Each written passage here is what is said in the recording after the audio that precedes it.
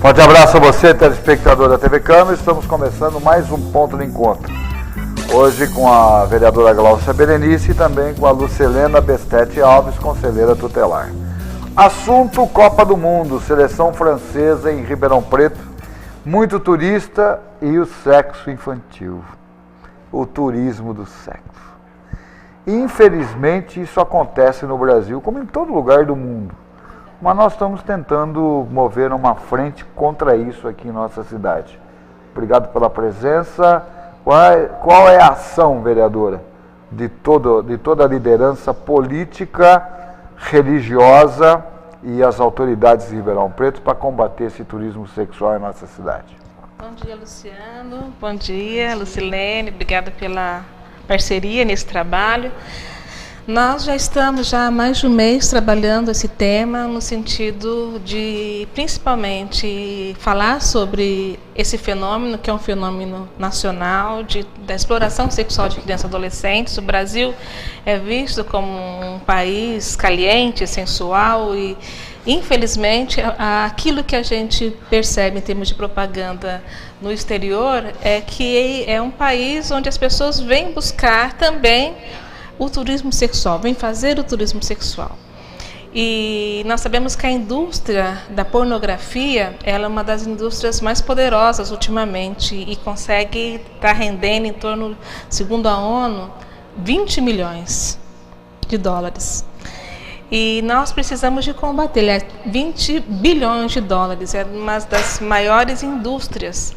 E as crianças são os alvos, fáceis, presas, fáceis. Então nós estamos discutindo isso junto às autoridades, no sentido de dar visibilidade a esse problema, de discutir essa questão, principalmente as possíveis vítimas que precisam ser esclarecidas sobre os seus direitos, os pais, cuidadores e as autoridades, no sentido de que nós venhamos a ter na cidade de Ribeirão Preto, que vai ser subsede, né, da seleção francesa, realmente um olhar sobre esse assunto, cuidadoso, e que todos estejamos preparados para denunciar. Nós queremos que realmente a população não tolere mais essa cultura, né, da exploração sexual e que esteja pronta para denunciar e fazer frente a esse problema. Eu recebo também a Lucilena Bestete Alves, conselheira tutelar, que tem um trabalho importante junto aos jovens, às crianças. Como você lida com as famílias que têm filhos envolvidas na prostituição? Como o Conselho trabalha isso? Na verdade, o Conselho ele é provocado a partir da denúncia. Só a partir do momento em que essa denúncia chega, que a família, algum familiar, um parente, um vizinho, a escola, ou qualquer outro da sociedade que possa ter a coragem de fazer a denúncia, transmita isso para o Conselho. Bom dia. Nós vamos, então, trabalhar com essa família no sentido de encaminhá-la a serviços, onde possa haver fortalecimento de vínculo, onde possa haver um diálogo, situações onde possa mudar a mentalidade dessa família, porque na grande maioria das vezes a mentalidade até da própria família é que isso é um grande negócio. Colocar os filhos e filhas no comércio sexual é uma fonte de renda, por conta de toda a dificuldade financeira da família. Então há todo um trabalho de se tentar resgatar esse vínculo, a questão da moralidade, da educação, como é que está essa criança, se essa criança a criança adolescente está na escola, está sendo acompanhado. Então, o Conselho Tutelar, na verdade, ele faz um encaminhamento, tenta encaminhar para todos os serviços da rede que possam abraçar essa situação, para que a gente possa obter algum sucesso. A verdade é uma só. Nós tivemos aqui uma audiência pública no mês de abril. Foi provocada pela vereadora Glaucia Berenice. Tivemos aqui promotor da infância e da juventude, promotor sobre o tráfico de seres humanos. Tivemos várias autoridades presentes. O que eu vi naquela audiência pública que nós participamos foi muito discurso e pouca prática. Muito discurso e pouca prática. Por quê? Porque cada um pensa de uma forma, porque não, porque a lei, porque a lei, porque a lei, porque a lei não permite, a lei permite, a lei não permite, a lei permite, que prostituição não é crime, realmente não é crime, mas casa de prostituição é crime, porque existem pessoas exploradas lá dentro, né? Sim. E nisso ninguém tem coragem de mexer, porque essa gente é poderosa e manda na cidade, né? Ribeirão Preto não é conhecido só pelo chopp, o melhor chopp do Brasil. É conhecido pela casa de sexo do Brasil. Né? Tá no roteiro turístico. E ninguém peita isso. Alguém tem interesse. Quem eu não sei. Essa é a grande verdade. Estamos recebendo a dona Regina Brito, do CA Vidas HC. A senhora participou daquela audiência pública. A senhora viu o debate, sabe do debate. Qual é o seu pensamento para isso? Obrigado pela presença. Eu agradeço a oportunidade de estar aqui com vocês, participando desse debate. Eu acho que é extremamente importante a gente dar visibilidade ao fenômeno da prostituição infantil, né? Eu acho que criança não trabalha. E se a criança não trabalha, também nem na área da prostituição infantil. Esses casos têm que ser denunciados. Entendeu? Se é a família que favorece, se a pessoa, se essa criança, adolescente, perdeu os vínculos familiares, estão na rua, em situação de exploração sexual, tem que ser denunciado. E isso se dá através de campanhas, Gláucia. Eu acho que se a gente não colocar na imprensa, assim, mas de um modo sistemático, o combate à exploração e abuso sexual de criança e adolescente, nós não vamos reverter a situação. E principalmente porque a pessoa não precisa se identificar, denuncia, ela não precisa se expor, né? Mas ela vai salvar as vidas de muitas crianças que chegam em nosso serviço totalmente destruídas. Totalmente destruídas. Nós pegamos, a nível terciário, aqueles casos muito emblemáticos, né? E com problemas que vai acarretar para o resto da vida dessa criança, se não tratado. E é um outro problema sério que a gente tem, em alguns casos, da adesão dessa família ao acompanhamento psicossocial. E é esse que vai ajudar essa criança na fase adulta, a trabalhar com todos esses sentimentos, né? Vereadora, eu gostaria de sugerir à senhora, que a senhora atua muito firmemente nessa área. Quem não se lembra daquele cartaz que tinha todos os estabelecimentos comerciais do Brasil, SUNAB 198? Por que todos não existe uma lei que obrigue todos os estabelecimentos comerciais, disque denúncia contra a exploração infantil? Porque o período noturno nessa cidade, a exploração é um negócio grandioso e voltou numa intensidade muito grande. Luciano, infelizmente, né, eu fiz essa lei aqui na Câmara Municipal, foi aprovado por unanimidade. Então, em todos os estabelecimentos comerciais, todos os panfletos, folders, toda a mídia, né, de eventos na cidade de Ribeirão Preto, ele deveria constar a seguinte frase: exploração sexual de crianças e adolescentes é crime. Diz que 161. Essa é uma frase simples, mas toda a prestação de serviço na área de hotelaria, bares, restaurantes, eles iriam conter essa informação para o cidadão ribeirão-pretano. Infelizmente, foi vetado pela prefeita, né? Nós recebemos, a prefeita me ligou semana passada falando que ela vetou a lei por uma questão, não peguei ainda o texto para ver a justificativa do veto, e vou tentar convencer os vereadores no sentido de derrubar o veto e fazer valer essa lei aqui na cidade de Ribeirão Preto. E além da prostituição, trabalho infantil.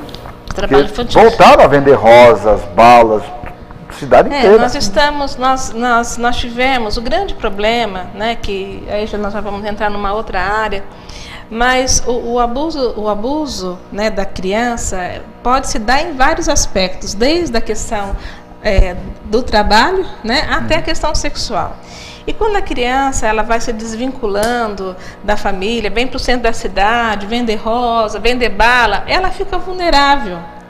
A prostituição, a exploração sexual é um passo, é mais um passo de violação dessa criança, que já está privada dos seus direitos. Então nós estamos dando visibilidade, nós queremos tirar a venda, falar, olha, de fato isso acontece sim, não é só lá no Nordeste, aqui também acontece. As crianças elas são seduzidas muitas vezes, e aí são meninos e meninas, por conta de um boné, por conta de um brinquedo, de uma camiseta, de um passeio legal, né? E agora, nesse período de Copa, quantos meninos e meninas não serão seduzidos por uma proposta de emprego na Europa, de um passeio diferente, de se tornar modelo, né? Fora do país. Então nós estamos nessa campanha que ela está linkada, né, com a Unicef. Então já vem desde da Europa esses turistas estrangeiros, eles já estão recebendo essa mensagem. É uma campanha amplamente divulgada na Europa. E no voo internacional eles já recebem esses vídeos, pequenos vídeos. Aqui nós estamos tentando fazer parceria com bares, restaurantes, para que esses vídeos sejam veiculados também, são 30 segundos.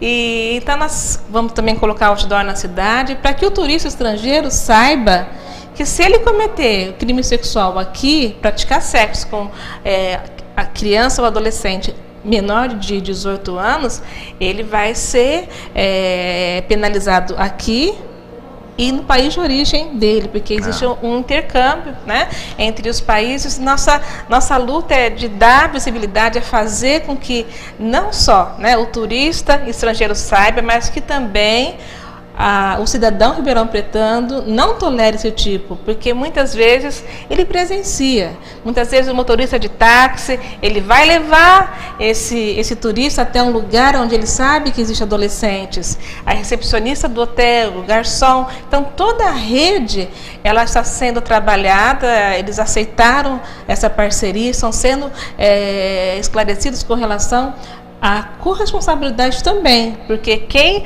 faz a intermediação entre, às vezes, esse agenciamento, ou indica, ou empresta o carro, ou empresta a casa, ou leva a pessoa até o local, ele também está sendo responsável por esse crime.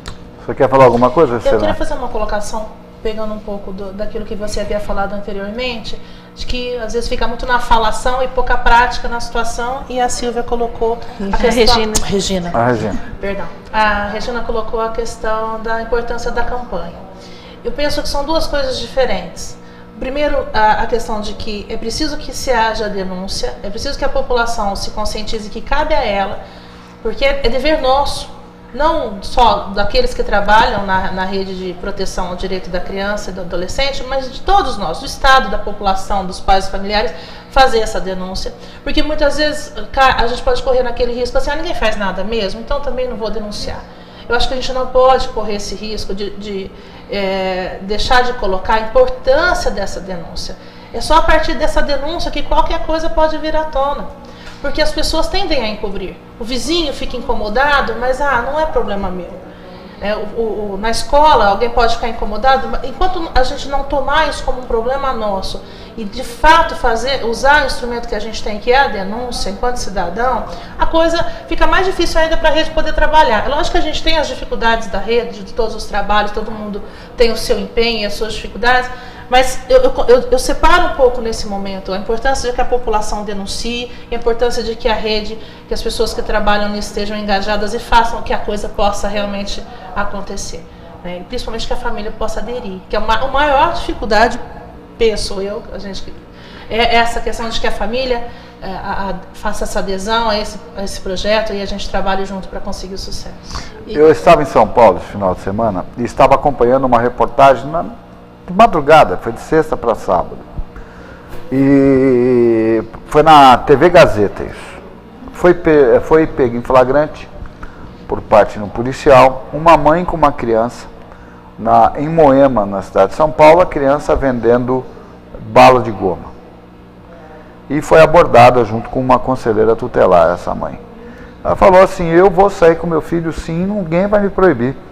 Aí o policial vai contra a lei e tal. Ela falou assim, então fala o seguinte, a partir do momento que você tirar uma criança dentro da TV fazendo novela, eu tiro meu filho da rua para vender coisa. É outra ponta. E aí? Aí eu te pergunto, por que existe esse tipo de privilégio? Se a criança não pode trabalhar em nenhum aspecto, nem fazendo propaganda. Tá certo? Porque ela está lá e vai ter o retorno financeiro. E aqui a mãe foi clara. Você quer que eu tire meu filho da rua? Então eu não quero ver mais criança em novela, não quero ver mais criança fazendo campanha de televisão. E aí? Como é que fica a legislação nisso? Eu pergunto para vocês, que são PhD nisso. Isso é uma discussão, eu acho que já tem que ser feita sem hipocrisia, né? Porque já vários, eu lembro, você falando, eu me lembrei de um garoto de uma novela do SBT, que o menino entrou em depressão porque o personagem dele sofria bullying, né? E esse menino, ele emagreceu, ele teve uma série de questões de danos psicológicos do personagem. E teve uma discussão, começou aquela discussão, era um menino negro, então tinha uma série de situações realmente de preconceito, de humilhação que esse menino passava. E depois a questão voltou, né, o caso, abafa o caso, né, lógico, né, e a discussão não evoluiu, mas nós precisamos, sim, de fazer essa discussão. A Regina Brito, ela é diretora do CA Vidas, que é um serviço importante na cidade de Ribeirão Preto, um diferencial que Ribeirão tem de todas as cidades do estado, posso dizer até do Brasil, que é um serviço específico para atendimento de crianças vítimas de abuso sexual. E ela sabe muito bem os danos, né, que são permanentes. Muitos deles, não vamos dizer que é irreversível, porque nós acreditamos no poder da pessoa, né, da resiliência, da pessoa, dela se recuperar, dela com atendimento que seja adequado, mas quão difícil é, não é, Regina? Né? E poucos serviços, uma demanda tão alta. Exatamente. Acho assim, essa situação de criança no trabalho não deveria ter em nenhuma classe social. Porque quem está lá na televisão, na maioria das vezes, são crianças que têm um poder econômico melhor. As crianças que estão na esquina são aquelas da classe A, da classe C, da classe D, que não têm oportunidade. E nós já atendemos crianças que vendem balas, qualquer produto nas esquinas de bares, que foram abusadas sexualmente. E como foi difícil essa família levar essa criança, que pegou uma doença extremamente complicada, que é o HPV. Né? Isso são meninos, isso são meninas. A gente assiste, né, nas esquinas, essas crianças de várias gerações. A família toda passou por aquilo. Né? E nós não mudamos a nossa política de enfrentamento desse trabalho infantil nas esquinas, porque pobre não vai fazer diferença, certo? E aí a criança fica sendo submetida a todo tipo de violação. Aí vem o crescimento da violência, aí todo mundo não sabe o porquê. Porque a origem, da onde está a origem? Em 1969, quando o Pelé marcou o milésimo gol, a primeira mensagem dele foi: vamos cuidar das crianças. Olha o retrato que nós estamos vivendo. Nós retrocedemos no tempo em relação a isso. Então, quer dizer, não adianta nada. Eu estou vendo aqui a Lucilena com o Estatuto da Criança e do Adolescente na mão. Primeiro não cumpriu o governo. O primeiro não cumpriu o governo. Cadê a escola de período integral para todas as crianças? Eu ia estar colocando que a gente tende a olhar para o menor infrator com o olhar de a sociedade, né? Nós temos que puni-lo, temos que colocar ele em algum lugar, tirar ele da nossa frente para que a gente não veja tudo isso, mas a gente se esquece que essa criança teve os direitos violados desde o nascimento, da gestação, muitas vezes nem com o pré-natal foi feito. Então ela não justifica, mas explica. Explica. Explica. Agora é o seguinte, eu queria que a nossa produção colocasse nos caracteres o Disque Denúncia 161. Você que está assistindo o Ponto de Encontro, você viu alguma irregularidade com criança, seja qual for o motivo, 161, faça a sua denúncia. Agora, lembrar que é na suspeita, não precisa ser, se você suspeita de fazer essa denúncia. Você denuncia, sabe? Não precisa concretizar o fato para você denunciar. Suspeitou, é melhor investigar do que deixar acontecer. Principalmente quando você nota maus tratos em crianças no seu vizinho. Quantas crianças foram assassinadas e são espancadas em Ribeirão Preto? Quantas? Exatamente. Ou porque a mãe separou, ou porque o pai separou, é madrasto ou padrasto, ou até pai e mãe. Tá? Então nós temos que ficar antenados. É um problema nosso, sim. E nós temos que fazer essa denúncia, que é muito importante. Agora eu vou fazer uma pergunta para a Lucilene, um tanto quanto delicada. Uma cidade de quase 700 mil habitantes, uma população que visita Ribeirão Preto, chegando a quase 1,5 milhão por dia. Nós temos a quantidade de conselheiros tutelares suficiente? Não. Como eu estava falando agora há pouco, nós temos as nossas dificuldades. Ribeirão Preto comportaria hoje 6 conselhos tutelares. Pela lei, a cada 100 mil habitantes deveríamos ter um conselho tutelar na região, subdividido pelas regiões. Hoje nós estamos trabalhando em 3 conselhos tutelares, com algumas dificuldades estruturais, de locomoção, enfim. E isso teria que, de fato, ser revisto. Mas mais até do que aumentar a quantidade de conselhos tutelares, a gente precisaria ter um olhar de estruturar melhor os conselhos tutelares que existem na cidade, para que realmente a gente pudesse ter melhor condição de uma atuação mais precisa, mais pontual, porque a demanda é muito grande e nem sempre a gente consegue imediatamente assistir essa demanda, por conta da dificuldade com o transporte, até com informática, enfim, com toda a questão que norteia o funcionamento do Conselho Tutelar. Vereadora, você sabe que eu acho que nós temos uma opção muito grande já partindo das escolas? As escolas não acionam os órgãos competentes e sabem que vive com problema dentro da sala de aula os professores, a diretora sabe das reclamações e nós temos uma barreira. Que barreira é essa? Como a gente pode quebrar essa barreira? É o medo da denúncia, de se comprometer, né? Porque o pai, ele busca a criança na porta da escola, o contato direto com o professor. O padrasto, o cuidador, né? O abusador, muitas vezes tem um contato direto com o professor. E ele tem medo dele denunciar e dele ficar refém, né, dessa pessoa, desse agressor. Então nós precisamos de conscientizar. Nós tivemos já vários aqui, a Regina sempre participou, ela participa do fórum, a Lucilene da violência doméstica. Trouxemos experiências de outros municípios, onde você cria uma comissão dentro da própria escola, onde o professor ele não precisa se identificar.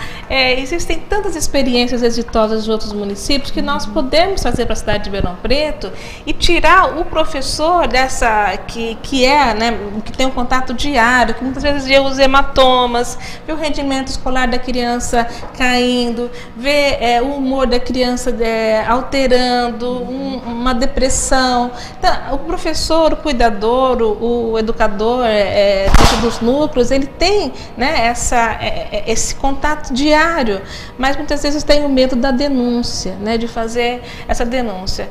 Nós tivemos nessa audiência pública, fizemos uma grande parceria com a Secretaria Estadual de Educação. Por quê? Nós entendemos que as crianças também, nos grandes eventos aqui da cidade, porque nós temos a Copa agora, mas temos Carnabeirão, a AgriShow acabou de acontecer, nós temos outros eventos, João Rock, então, a cidade está atraindo muitos eventos. E então nós precisamos então nós precisamos de criar uma consciência em todos, né, de sempre um olhar vigilante com relação à exploração sexual de crianças e adolescentes. E as escolas trabalharem esse tema com os alunos, os professores, mas também com os alunos, falar sobre isso. Por isso que eu digo que é tirar a venda dos olhos. Não adianta a gente fazer de conta que não está acontecendo, né? Está aí, né? O problema está aí, ele é subnotificado, o que chega nos serviços é muito pouco, mas a gente sabe que existe um exército de crianças realmente sendo vitimizadas. Eu acho que uma das questões também, Glaucia, dentro da escola, começa pelas negligências da família, da mãe, desse pai. e que essas negligências vão tomando proporção que pode chegar até no abuso sexual, na exploração sexual. É o que está posto, porque como eu vou denunciar essa mãe para ela ser penalizada?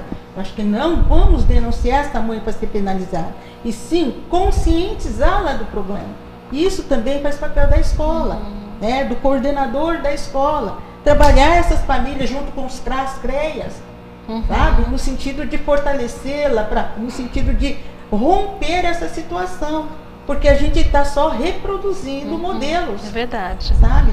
E a violência, ela é apreendida, sabe? Então ela viu aquilo. Então, mas aí eu quero colocar uma coisa para a senhora. O que às vezes eu bato na tecla, e eu gosto de participar muito desses debates, que eu acho que é de fundamental importância o trabalho preventivo. Sim. Todos os órgãos do Estado que cuidam disso têm que ter um trabalho efetivo preventivamente.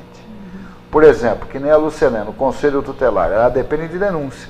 Por que ela depende de denúncia? Porque ela não tem equipamento para ir para o campo. E ela tinha que ter equipamento para ir para o campo, para trabalhar nas noites, finais de semana, para pegar toda essa molecada na rua.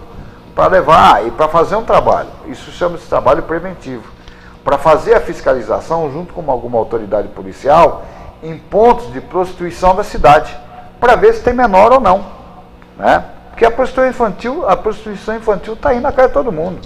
Quem passar pela Avenida Brasil durante o dia, durante a noite, nas tardes, seja de segunda, terça, domingo, vai encontrar aqui menor na rodoviária, aqui na rodoviária. Na rodoviária. São vários pontos. São vários pontos, quer dizer, isso, e as pessoas estão esperando a denúncia. Por quê? Porque não tem gente para trabalhar no preventivo. É isso que falta a estrutura. E eu quero aproveitar essa oportunidade, eu sei que o programa da TV Câmara tem uma abrangência regional, dizer que as cidades da região também, os profissionais da assistência, da saúde, os educadores também precisam de entrar nessa prevenção. Porque muitas meninas saem das cidades da região e vêm para cá, pegam o ônibus lá na cidade, desce aqui em Ribeirão Preto e vai ser explorada sexualmente, vai voltar no final do dia, né, e a família nem sequer fica sabendo. Então é importante também que se trabalhe nas cidades da região, Barrinha, Jabuticabal, Sertãozinho, Cravinhos, Serrano, todas essas cidades, no sentido de fazer essa prevenção. Porque o que a gente também percebe é que muitas crianças, elas vêm e se perdem na cidade grande, né? Se perdem no sentido assim, de ninguém conhece, ninguém sabe quem é, né? Então é importante também fazer ter esse olhar também. Esse problema é só de Ribeirão? Não, né? A cidade é uma cidade polo, atrai muitas coisas boas, mas também muitos problemas. E é importante que tenha esse pacto das cidades da região também, no sentido de fazer a prevenção. Fazer a prevenção. E com um trabalho social muito forte na saída dessas cidades e na chegada de Ribeirão Preto. É inconcebível uma cidade como Ribeirão Preto não ter um posto da Secretaria de Assistência Social dentro da rodoviária. É ao lado, né? Ao lado tem a própria secretaria. Mas tem que estar dentro da rodoviária para fazer um trabalho. Nós tínhamos o Pedagogia de Rua, que era um programa importante da cidade de Ribeirão Preto, que trabalhou muito e foi responsável pelo sucesso da erradicação do trabalho infantil na cidade de Ribeirão Preto, né? Durante muito tempo era visível, a gente convivia com esse problema, foi um trabalho intensivo, né? Que acabou tendo resultados, e aí abaixou a guarda, então não precisa mais de pedagogia de rua. Na verdade, nós precisaríamos fazer o quê? A prevenção. Os educadores, eles precisariam de continuar na rua, atuando na rua, porque sempre vem uma criança ou outra.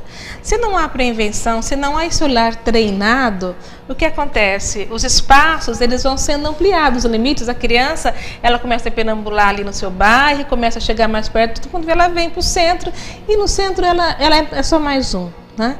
Então nós perdemos esse trabalho da pedagogia de rua, os educadores, eles foram absorvidos dos núcleos da criança e do adolescente, e hoje tem uma abordagem aí que é feita pelos educadores do CREAS-POP, que não é específico para a criança e adolescente. Então, nós precisamos de que uma rede, quando ela se estrutura, né, um serviço, ele não venha substituir o outro, no sentido assim de deixar a cidade descoberta, que é isso que nós estamos vivendo hoje. Nós estamos sem esse serviço, o Conselho Tutelar não tem atribuição de fazer a ronda, mas o trabalho de abordagem de rua, isso está na tipificação da política nacional de assistência social. Nós temos como obrigação, e Ribeirão Preto está na gestão plena do SUAS, então nós precisamos ter esse serviço na cidade acontecendo, e infelizmente foi substituído por nada, vamos dizer, na minha avaliação, foi tirado e nada foi colocado no local, no lugar. A questão do Conselho Tutelar, como você estava colocando a prevenção, o Conselho Tutelar, na verdade, ele entra com a violação do direito estabelecido. Ele não, por atribuição, ele não entraria nessa prevenção, infelizmente. Se as coisas funcionassem como deveriam, não era nem para existir o Conselho Tutelar. Bom seria que o Conselho Tutelar não existisse, porque as coisas estariam funcionando bem. Mas o educador na rua, esses órgãos, é de vital importância. Eu acho uma pena para a cidade realmente ter sido extinta a pedagogia de rua, porque realmente eu não peguei essa época, meu mandato é recente, mas o que eu ouço daquilo que foi realizado nesse período foi muito bom. E eu queria só fazer um adendo, como a Glócia falou da região, que nós temos o Disque 100, que é nacional. Nós temos 161 em Ribeirão Preto, nós temos também uma limitação, a Secretaria também tem uma dificuldade técnica no 161, até no dia da audiência eles se comprometeram conosco de adequar esse 161 para poder responder a essa demanda da cidade. Então, muito provavelmente, na primeira vez que ligar, vai ter dificuldade de falar, então tem que persistir nessa tentativa de denúncia. E se não conseguir, por canal estar ocupado, alguma coisa assim, tem o Disque 100, que tanto Ribeirão quanto região pode usar desse recurso. É bom a gente lembrar do Disque 100, né? Na dificuldade com 61, tem sempre o Disque 100. Aí eu queria até reforçar que aonde falha a prevenção, vai ter o fato instalado. E, infelizmente, nós trabalhamos com essa situação dos fatos instalados. Então, é para esclarecer a população.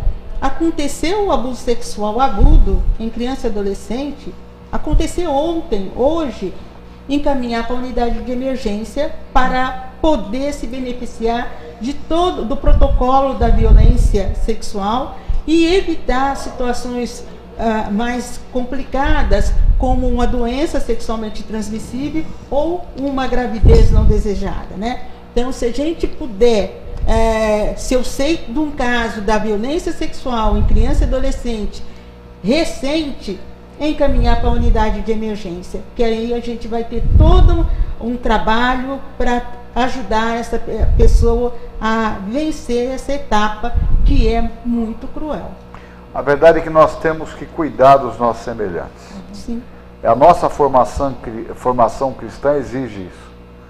Nós temos que cuidar, né, de uma criança, de um adolescente, de um idoso, em todos os aspectos.